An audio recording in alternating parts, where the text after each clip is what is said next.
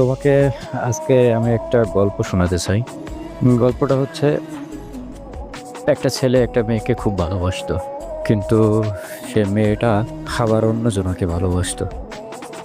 এখন এই ছেলেটা তাকে ভালোবেসেই যায়, প্রকাশ করে না, প্রকাশ করেছিল, অ্যাকসেপ্ট করে নাই, সে অন্যকে ভালোবাসে।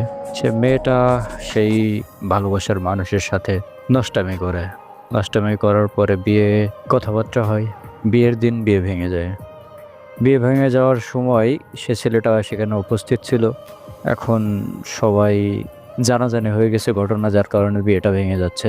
এখন সেই ভালোবাসার ছেলেটা, মানে যে একতরফা ভালোবাসতো, সে বলল যে আমি বিয়ে করব। সে বিয়ে করলো বাসর রাতে। যাকে ভালোবাসতে সে মেয়েটা বলতেছে, তুমি তাহলে আমার এই দুর্বলতার সুযোগ নিলা, সুযোগ নিয়ে আমাকে বিয়ে করলা। কতটা আঘাত লাগতে পারে, তার উপকারের জন্য সে বিয়ে করলো এবং সে তাকে ভালোবাসতো যার জন্য বিয়ে করলো। কিন্তু আসলে শেষ পর্যন্ত দেখা যাচ্ছে যে সে তাকে ভুল বুঝছে। ডিস্টেন্স, সে ভাষাটা করা হলো না, বাইরে থাকলো, বাইরে চলে আসলো, অনেক কথা বলেছে, বাইরে চলে আসলো। এভাবেই কাটতে থাকে দিন। একদিন খেতে খেতে গলায় বেঁধে যায় ছেলেটার, আর সেই স্ত্রী মেয়েটা পানি ঢেলে তার সামনেই পানি খায়, কিন্তু তাকে পানি দেয় না। সে অবাক দৃষ্টিতে তাকিয়ে থাকে, আসলে আমি জীবনে কাকে ভালোবাসলাম। তারপর সে পড়াশোনা করতে চায়, ইউনিভার্সিটি ঢাকা।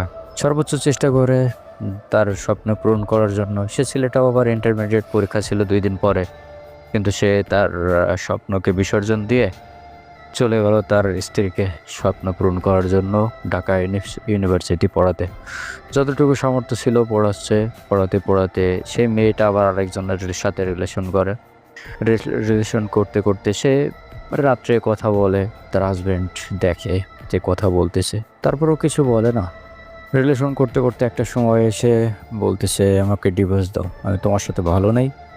ছেলেটা আপন মনে ডিভোর্সটা দিয়ে দেবে।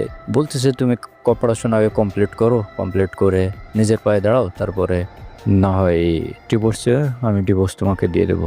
তোমার সাথে তো আমার এখনো কোনো সম্পর্ক হয়নি, এমনি খাতা কলমে আছে, তাছাড়া তো আর কোনো সম্পর্ক হয়নি, তাই না? তুমি যখন চাও তখন আমি ডিভোর্স তোমাকে দিয়ে দেবো। সে মানবে না। অনেক বোঝানোর পরেও ডিভোর্স দিয়ে দিল। সে তার ভালোবাসার কাছে চলে গেল, আর সে একা হয়ে গেল। আসলে বাস্তবতাটা অনেক কঠিন, তাই না?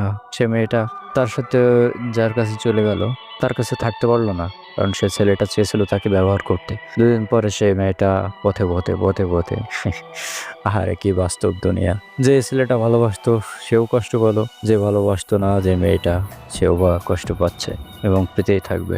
শিক্ষার একটু অভাব থাকে, শিক্ষা হতেই হয়, না হলে তো আর হয় না, তাই না? আশা করছি ভালো থাকবেন।